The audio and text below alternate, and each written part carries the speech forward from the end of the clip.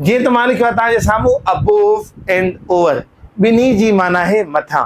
हाणे ये किथे इस्तेमाल थींदा आहिनि? मिसाल चए तो अबोव उते इस्तेमाल थींदो जॾहिं something placed at higher level, यानी जेका कंहिं बि शइ जे मथां काई बि शइ हुजे उनखे असां छा चवंदासीं? अबोव।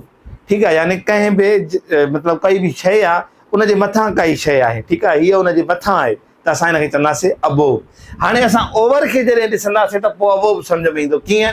ओवर जे लाइ चए थो जॾहिं काई शइ टच करे या कवर करे। हाणे ॾिसो असां जेका चादर या कोई ब्लैंकेट या कंबल जंहिंखे चऊं असां कीअं कंदा आहियूं, इहो ओवर हूंदो आहे असांजे मथां, ठीकु आहे न, यानी उहो छा कंदो आहे? असांखे टच कंदो आहे या असांखे कवर कंदो आहे, त असां हिते लॻाईंदासीं ओवर। कंबल बि असांजे मथां हूंदो आहे। पर अगरि मां चवां थो मिसाल हिकिड़ो जेको पखो आहे इहो छा आहे? मुंहिंजे मथां आहे न, पर इहो छा मूंखे टच करे थो या मूंखे कवर थो करे? न, असां इनखे चवंदासीं माना अबोव।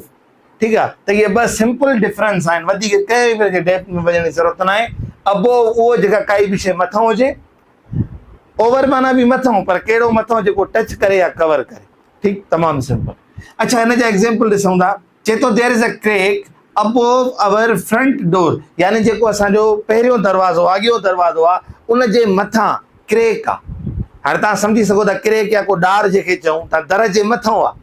ठीकु आहे, त हिते असां छा लॻायोसीं? अबोव लॻायोसीं। हीअ ॾिसो त इहा the cat is looking at the fish above him, यानी जेका कंहिं बि बाउल में मच्छी पई आहे, ठीकु आहे, उहा मथे आहे ऐं हेठों वेही केट उनखे छा थी करे? उहा ॾिसे थी। त छा थो चवे? The cat is looking at the fish above him, जेका हिन जे मथां आहे। ठीकु, उन खां पोइ over they made her comfortable and put a blanket over हर। कंहिंखे मिसाल बुखार आहे, उनखे असां कंफर्टेबल फील कराइण जे लाइ, उनखे बहितर फील कराइण जे लाइ असां छा कयोसीं? ओवर हर, मतिलबु ब्लैंकेट उनखे ओवर कयोसीं, हिन जे मथां उनखे ब्लैंकेट पारायोसीं, त उनजे मथां छा विधऊं? ब्लैंकेट विधऊं। ठीकु आहे, त हिते छा लॻे थो? ब्लैंकेट सां ओवर। ॿियो आहे we put a plastic sheet over the nest, असां आखेरे जे मथां प्लास्टिक शीट विधीसीं।